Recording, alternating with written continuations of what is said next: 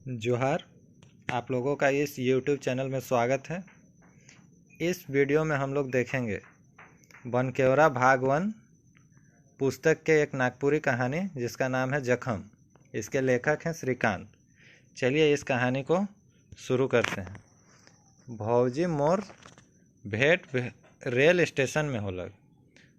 वह लेखक बोलता है कि भाभी से मेरा भेंट रेल स्टेशन में होता है। देहात कर स्टेशन में शहर तरी आदमी कर रेला नहीं रहेला। देहात के स्टेशन में शहर के जैसा आदमी लोग का भीड़ नहीं होता है। मुदा कूदा दौड़ी गाड़ी चढ़े कर कारण रहे हमरे कर गांव कर स्टेशन में गाड़ी थोड़े देरी ले ठठुआइला।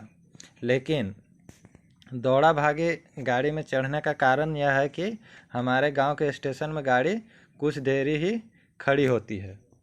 हिने ठड़ालक की नहीं होने सीटी मारलक गार्ड। इधर खड़ी होती है कि नहीं और उधर सीटी मार देता है गार्ड। चढ़वैया मन आसे पासे कर गांव कर रहे ना, और उस गाड़ी में चढ़ने वाले लोग आसपास के ही गांव के रहते हैं। लगभग सभी खेती बाड़ी और वन पतरा कर फल फूल के रांची तक लेगत रहें और बेच खोज के 2 पैसा कमात रहें। और यहाँ लगभग सभी कोई खेती बाड़ी और जंगल से फल फूल को तोड़ के रांची ले जाते थे और उसको बेच के 2 पैसा कमाते थे, जेकर से आपन और आपन परिवार कर पेट भरे कर जुगुत बैठात रहें, जिससे वे अपने और अपने परिवार के पेट भरने के लिए जुगाड़ करते थे। भौजी आपन मूड ऊपरे पतरा से काटल दतून कर बोझा के बोझ के सरई पतई कर बीड़ा के पीठ में बेतराले रेलगाड़ी में चढ़े कर तिहा करत रहे। उसी समय लेखक के अनुसार लेखक की भाभी अपने माथे पे जंगल से काटे हुए दतून के बोझा को ढोके और सरई मतलब सखुआ के पत्ते को पीठ में बेतरा के रेल में चढ़ने की कोशिश कर रही थी। मोर हाथ में कोनो नहीं रहे सेले मैं चट के गाड़ी में चढ़ जाए रहूँ, और लेखक के हाथ में कुछ नहीं था जिसके कारण वह जल्दी से गाड़ी में चढ़ गए थे। मुदा गाड़ी में भीड़ कर चलते दुराई ठीन ठड़वाले रहूं, लेकिन गाड़ी में भीड़ के चलते दरवाजा के पास ही हम खड़े थे। भौजी के देख के मैं कहलो, देव भौजी दतुन कर बोझा के तले चघू नहीं तो गाड़ी छूट जाए। और उसी समय भाभी को देख के वह बोलते हैं लेखक कि दीजिए सो दतुन के बोझा को और आप चढ़िए नहीं तो गाड़ी छूट जाएगा।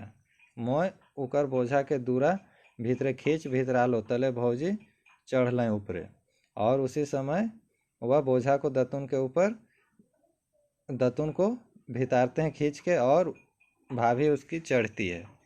मोके देख देख के कहलें, बड़ा कचकच होवेला हो बोझा लेके चढ़े उतरे में, मुदा का करब करके होएला। वह हमको देख के बोलती है कि बहुत दिक्कत होता है बोझा लेके चढ़ने उतरने में, लेकिन क्या करेंगे, करना ही पड़ता है। तले पूछ लें तो रोह रांची जा था का। फिर वह पूछती हैं कि आप भी रांची जा रहे हैं क्या। मैं कहलो का कहब भौजी, गोड़ में बाल तोड़ हो जाए रहे, अब तो बड़का घाव हो गए।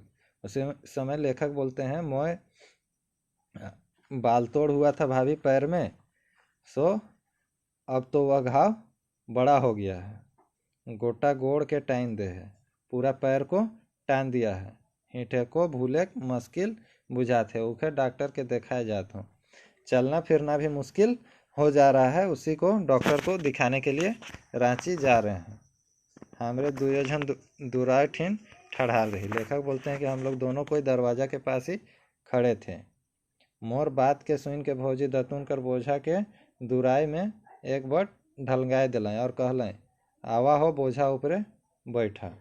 और यह सब सुन के भाभी दतुन के बोझा को दरवाजा के पास ही ढलगा देते हैं, मतलब लेटा देते हैं, और बोलते हैं कि आइए इसके ऊपर बैठिए।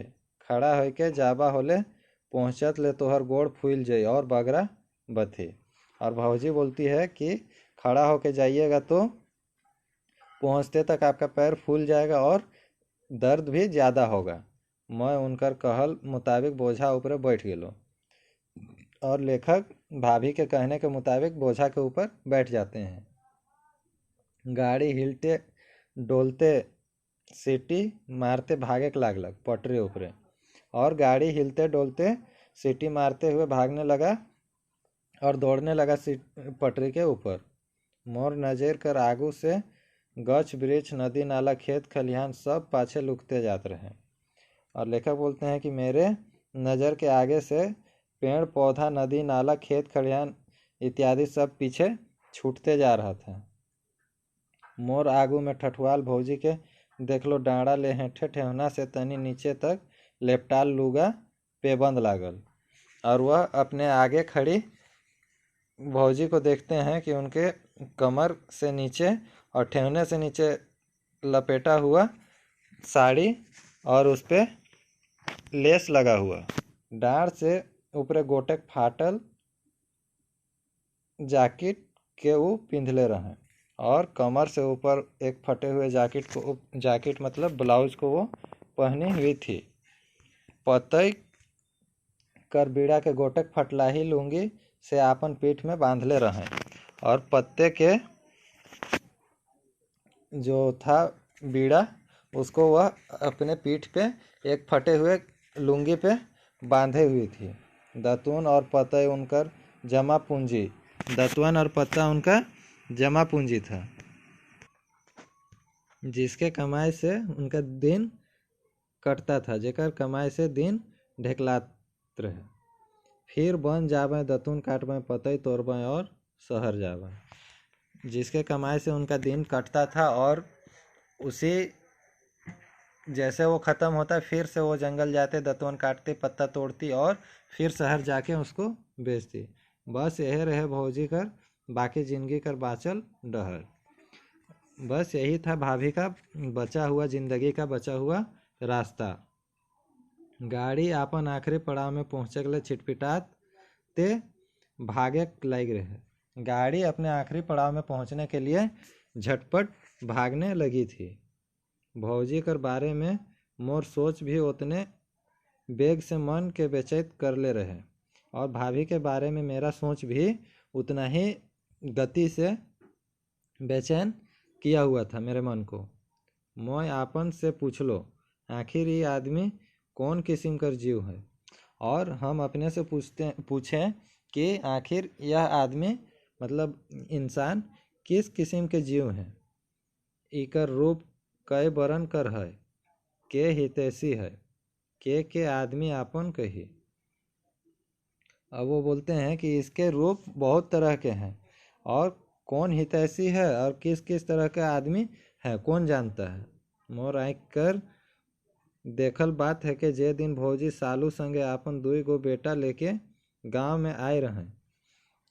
मेरा आँख का देखा हुआ बात है जिस दिन भाभी अपने पति सालू के साथ में और 2 बेटे को लेके गांव में आई हुई थी।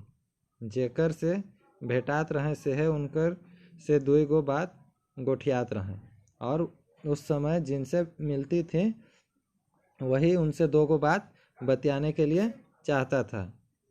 पिंधे कोढ़े कर ढंग और साड़ी जैकेट मन गांव कर जनाना मन से उनकर जुदा रहे, और पहनने ओढ़ने का और साड़ी और ब्लाउज वगैरह गांव के औरतों से अलग था।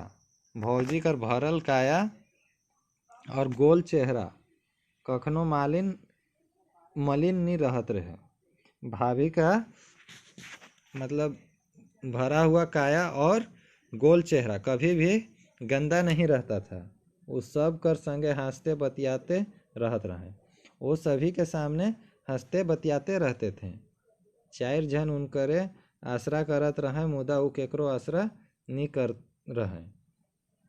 4 व्यक्ति उन्हीं का आसरा करते थे, मगर वह किसी का आसरा नहीं करते थे। सालू कर मोरल पाछे ओहे भौजी के घूर घूर के डाइन धरे और जुर्माना भरवाइक में ओहे मन आगे आगे रहत रहे, जे मन सालू संगे बराबर पिए खाए के लिए भौजी के गोहरात रहे। और उनकर जन्माल बेटा मन जेके वो अपन लहू पियाई के आड़ा ले सड़ा कर रहे, से मन तक गवैया कर संग देख लाग रहे। और जैसे सालू का मृत्यु होता है उसके बाद भौजी को बार बार डाइन बोल के और जुर्माना भरवाया जाता था। और इसमें आगे कौन रहता था? जो उसके पति सालू के साथ में बराबर पीने खाने का काम करते थे, और उसमें उनका साथ उसके बेटे भी देते थे, जिसको कि वह अपना खून पिला के छोटा से एक अंडा से एक बड़ा कर दी थी। सेमन तक गवैया कर संग देते रहे, मतलब बेटा भी जो जिसको कि वह छोटा से बड़ा अपने दूध पिला के कर दी थी, वो भी गांव वाले का ही साथ देते थे, ना कि अपने माँ का। ना पढ़े लिखे बजर मुरुख, ना वो लोग उनके बच्चे पढ़े लिखे थे, एकदम मूर्ख थे। आगे पाछे कर कोनो बुझबे नहीं करे। आगे पाछे मतलब भूतकाल भविष्यकाल को कुछ समझबे नहीं करते थे। माय कर रोगाल सोगाल समय से बुढ़ियाल काया से खटल कमाल कचिया और रैंद बाँट के पोरसल भात के भैर उमन चिन्हत रहे। माँ के द्वारा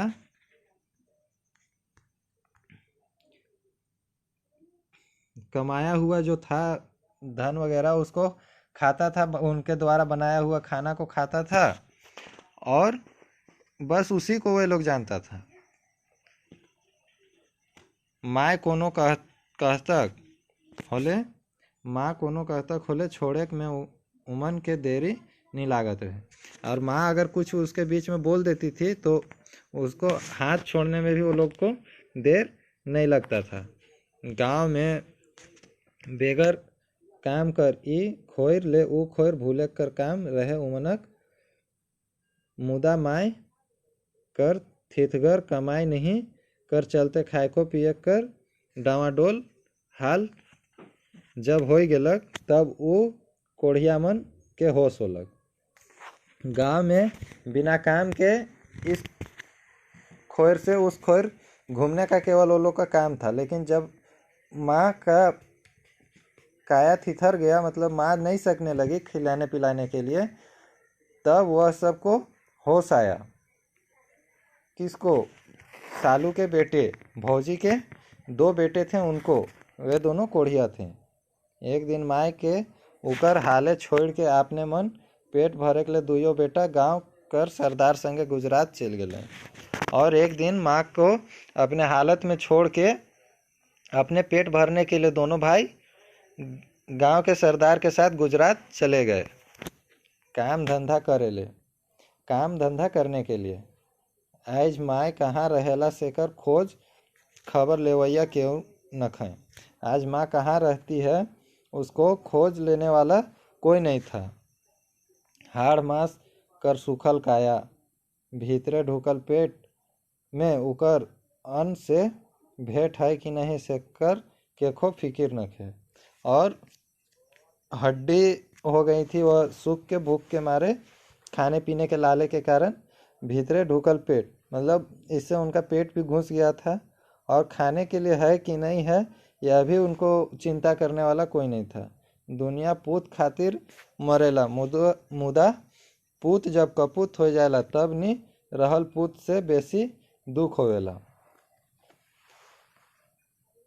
दुनिया अपने बच्चे के लिए मरता है, मगर जब बच्चा ही दुश्मन बन जाए या फिर मूर्ख हो जाए तो बच्चा नहीं होने से भी ज़्यादा दुख होता है बच्चा होना। भौजी ले घर और बाहर समान है, भाभी के लिए घर और बाहर दोनों समान है। छूछा घर ढंगढंगात है और खाली घर ढंगढंगा रहा है। जहाँ रात बीतलक ओहे घर, ना घरे आसरा ना बाहरे भरोसा। जहाँ रात बीता वही घर है, ना घर में आसरा है ना बाहर में भरोसा है। शायद अगला स्टेशन पहुंच जाए रहे। इसे यह सब सोचते सोचते लेखक शायद अगला स्टेशन पहुंच गया था। यह सोच रहे हैं, देख रहे हैं गाड़ी को। गाड़ी सीटी मारे के लागलक और उकर चल थिराए के लागलक और गाड़ी सीटी मारने लगा और उनका चाल धीरे होने लगा। तनी देरी बाद गाड़ी खड़ा हो गेलक। उतरैया चढ़ैया मन कर हड़बड़ी के देख के बुझालक जैसे आदमी कर ऊपरे चढ़ के आदमी पार होई। गाड़ी सीटी मारता है और गाड़ी खड़ी हो जाती है। कुछ देर के बाद गाड़ी खड़ा होने से सभी उतरने चढ़ने वाले लोग हड़बड़ी में बुझाते हैं और ऐसा लगता है कि आदमी एक के ऊपर एक चढ़ जाएगा और पार होगा। भौजी मोर आगे ठठुआई दिलें और मोके हिदायत दिलें, देखबा हो ईसन तोहर घाव के लगवाए देवें। अब भाभी मेरे सामने खड़ी हो गई और हमको हिदायत दी कि देखिएगा सो ऐसा में आपका पैर को घाव को लगवा देगा। भौजी कर हिदायत से मोर जीव भर गेलक और भाभी के इस हिदायत से उनका जी भर गया। बुझालक गांव कर नाता न जाइत न गोतिया मुदा कतना ख्याल। और उनको लगा कि न गांव का केवल नाता है, न जात है, न गोतिया है, फिर भी इतना ख्याल रखती है। नाता कर देवर ले इतना बाथा कि आपने धक्का खाए के मौके अवड़ करेले व्याकुल। नाता का देवर है लेकिन इतना दर्द है कि अपने धक्का खा के भी हमको सहारा दी हुई है, देने के लिए व्याकुल है। जे में मोर घाव के क्यों न लगवा देवा। व्याकुल किस कारण है? ताकि कोई उनके घाव को न लगवा दे। आपन आदमी के दुखे घड़ी में जे कर्तव्य करे के चाही उकरो से बढ़ के वो करत हैं। अपने पति के दुख के घड़ी में जो कर्तव्य करना चाहिए उससे भी बढ़ के वो कर रही थी। ओकर व्यवहार के देख के बुझात रहे कि अगर वो पारते होले मोर सब बाथा के ले लेते हैं। उनका व्यवहार को देख के लेखक को लगता था कि अगर वो सकती तो लेखक के सारे दुख को ले लेती, दर्द को ले लेती। जहाँ दुनिया कर सब दुख के झेलत हैं तहाँ एक ठो और सही। जहाँ दुनिया के सारे दुख को झेल रही हैं वहाँ एक ठो दुख और सही। उनकर ले कोनो फर्क नहीं पड़त रहे। उनके लिए यह दुख कोई फर्क नहीं पड़ता था। भिंजल लुगा में पानी छिटकाले कने भींजी। जैसे भीगी हुई कपड़े में पानी छिटकने से वह कहाँ भीगेगा, इसी तरह उनके दुख में एक और दुख आ जाए तो इससे उनको कोई फर्क नहीं पड़ने वाला था। कठुआल हाथे बर्फों के छूले का बुझाई। और कठुआया हुआ हाथ में बर्फ को छूने से भी क्या पता चलेगा कि वह ठंडा है कि गर्म है। कितना बड़ हृदय है भौजी का। और लेखक सोचते हैं कि कितना बड़ा हृदय है भाभी का। जे दिन गांव में बैठकी कर हकवा हो रहे और भौजी के पहिल धाव वो बैठकी में डाइन धैर के जुर्माना भरवाए रहे गवैया। जिस दिन गांव में बैठकी के लिए बुलाया गया था और भाभी को पहली बार उस बैठकी में डायन पकड़ के और जुर्माना भरवाया गया था, भरवाए थे गवैया सब, गांव वाले सब। से दिन तो मैं गांव में रहूं। अब लेखक सोच रहे उस दिन तो हम गांव में थे। आपन मुहक आहार माटी के बांधा लगाए के जब जुर्माना भर लें सेखो तो मैं जान लो। और अपने मुंह के आहार माटी को जब वह बांधा लगाई, मतलब अपने खेत को जब वह बांधा लगाई और जुर्माना को भरी, उसको भी हम जानते हैं। ये धंधा गवैया एक धाव नहीं 3 बरिस में 3 दफे जुर्माना भरवा लें। यह धंधा गांव वाले एक बार नहीं किए बल्कि 3 साल में 3 बार उनसे जुर्माना भरवाए। उनकर सब खेत के आपने मन बांधा ले लें और एवजी में देवल रुपयाओं के खा लें। उनको उनके सारे खेत को बांधा ले लिए और उनके दिए हुए रुपया को भी वह लोग ले लिए, खा गए। आज इनकर जिए कर कोनो उपाय नहीं बाँचलक। आज इनके जीने का कोई उपाय नहीं बचा है। ई सब बेरा काले नी बैठकी में मोय गेलो। और एक बार तो हम गए थे लेकिन और बार के बैठकी में हम क्यों नहीं गए, यह लेखक सोच रहे हैं। काले भौजी कर ऊपरे होल अन्याय के नी रोक लो। क्यों हम भाभी के ऊपर हुए अन्याय को नहीं रोके।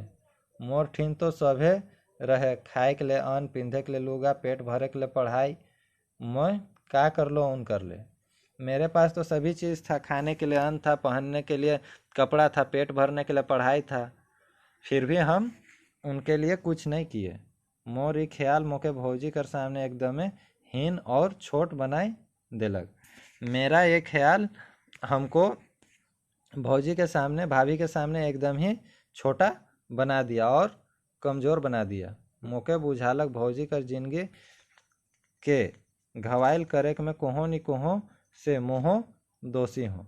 हमको बुझाया कि भाभी के ज़िंदगी में को इस तरह से घाव करने में मेरा भी कहीं ना कहीं दोष है। मोर मन में ढुकल ये अपराध बोध से छुटकारा पावे के लिए मोर जीव छटपटाए लागल, और मेरे मन में घुसे इस अपराध के बोध से छुटकारा पाने के लिए मेरे जीव छटपटा उठा।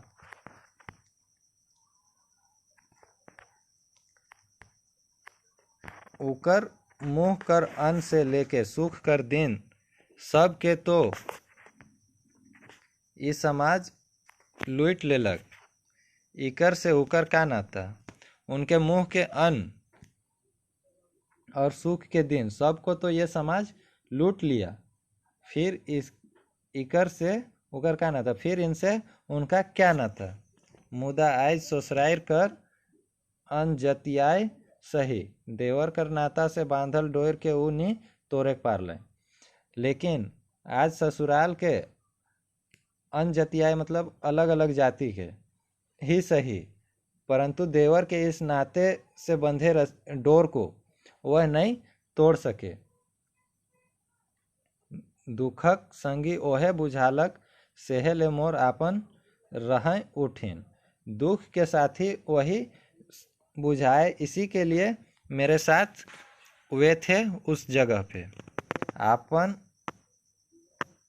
और परकर पहचान रिश्ता नाता से नहीं होवेला। अपने और पराये का पहचान रिश्ता नाता से नहीं होता है। इके तो समय पहचान करेला, इसको तो समय पहचान करता है। एक दूसर खातिर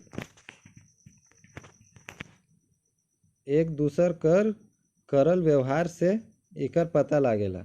एक दूसरे के खातिर एक दूसरे के द्वारा किया हुआ व्यवहार ही इसका पता लगाता है। भौजी आपन जन्माल बेटा मन कर माय रहें, मुदा उमन वो मोरी की बाँची से कर ख्याल नहीं करके उके एकले छोड़ के चल गए। भौजी अपने जन्माए हुए बेटी के माँ थे, परंतु वे लोग वो बचेगी कि जिएगी मरेगी इसको ख्याल किए बगैर उनको अकेले छोड़ के और चले गए थे। माँ बेटा से बढ़ के नज़दीक का नाता और का होएला। माँ के लिए बेटा से बढ़ के उससे नज़दीक का नाता और क्या होता है। ओहे ठीना आन गांव में जन्माल भौजी कर ससुराल कर नाता कर मोय दोसर जाइत कर देवर। वहीं पे हम भौजी के ससुराल के अलग जाति के नाता में मतलब रिश्ता में देवर लगने वाले हैं। तेवले उनका रहता ही अपनाइत भरल व्यवहार, फिर भी उनका मेरे लिए इतना अपनापन व्यवहार या लेखक सोचते हैं। गाड़ी फिर सीटी मारलक और रवाना होलक। गाड़ी फिर सीटी मारता है और आगे रवाना होता है। डब्बा भीतरे कर कूदा कूदियो थिर रहलक, और डब्बा के अंदर का दौड़ा दौड़ी भी रुकता है, कम होता है। मैं धीरे धीरे उठ के खड़ा होलो और भौजी के कहलो, छोड़ा भौजी दतून पतई के बेचे कर धोकर जीना के। और वह बोलते हैं, अपने पैर पे धीरे धीरे खड़ा होते हैं और बोलते हैं कि छोड़िए भौजी ये दतून पतई बेचने के फालतू जीवन को। तोहरे गांव में रहा, आप गांव में रहिए। तोहरे तो एकला जीव हा, दुई बेरा कर खाइक और साल में 4 गो लुगा मोय देमू तोहरे के। आप तो अकेले जीव हैं, सो आपको 2 समय का खाना और साल में 4 गो कपड़ा हम देंगे आपको। भौजी कोनो भौजी कोनो नहीं बुझलाई। का कहला हो? भौजी कुछ नहीं समझी और पूछती हैं क्या बोले आप? तोहरे भौजी संगे ठठा कर लग। और भाभी बोलती हैं कि आप भौजी से मजाक कर रहे हैं। मोय कहलो सच्चे कहत हो भौजी, मोय देमू तोहरे के खाए पिए मुदा बदली में तोहरों के काम करे खोई। और लेखक बोलते हैं सच कह रहे हैं भाभी, हम देंगे आपको खाने पीने और पहनने के लिए कपड़ा, लेकिन आपको भी कुछ काम करना होगा। बिहान से सांझ तक मोर बारिक और कुंबा में बैठ के गरु छगरी के देखे खोई। सुबह से शाम तक मेरे बारी में बैठ के आपको बारी के कुंबा में बैठ के आपको बकरी बैल को देखना होगा। गरु छगरी जे बारी कर फसिल के चैर के बर्बाद करें कर देवे ना उके तोहरे बचावा। बैल बकरी सब घुस के बागान को बर्बाद कर देता है, खेती को, उसको आप बचाइएगा। वह तोहर खाए पिए पुराई दे, वही आपको आपका खाना पीना को पूरा देगा। मौके का ऐद का देखो, हमको क्या अलग देना होगा। और भौजी मोर बात के मान ले लें। यह सब सुन के भाभी मेरी बात को मान लिए। मोके बुझालक मोर घाव तो 2-4 दिन ने भर जाई, मोर गोड़ बथा तो भुलाए जामू, मुदा भौजी कर मन कर जखम जे उगर कर्जा के दिन रात बेधत है, का कहियो भरी। और लेखक सोचते हैं कि मेरा घाव तो 2-4 दिन में भर जाएगा, मेरा पैर का दर्द को भी हम भुला जाएंगे, लेकिन भाभी के मन में जो जख्म, मन का जो जख्म है, उनके कलेजे को दिन रात बेध रहा है, क्या वह भरेगा कभी? जे जख्म उके गांव और समाज से मिल है, का भौजी उके कहियो भुलाए पारबें? और जो जख्म उनको गांव और समाज से मिला है, क्या भाभी उनको कभी भुला पाएंगी? मैं तो बस वो जख्म में तनी एकन मरहम लगाए कोशिश कर हूँ। हम तो बस उस जख्म में थोड़ा सा मरहम लगाने का कोशिश कर रहे हैं। दोस्तों, यह कहानी यहीं समाप्त होता है।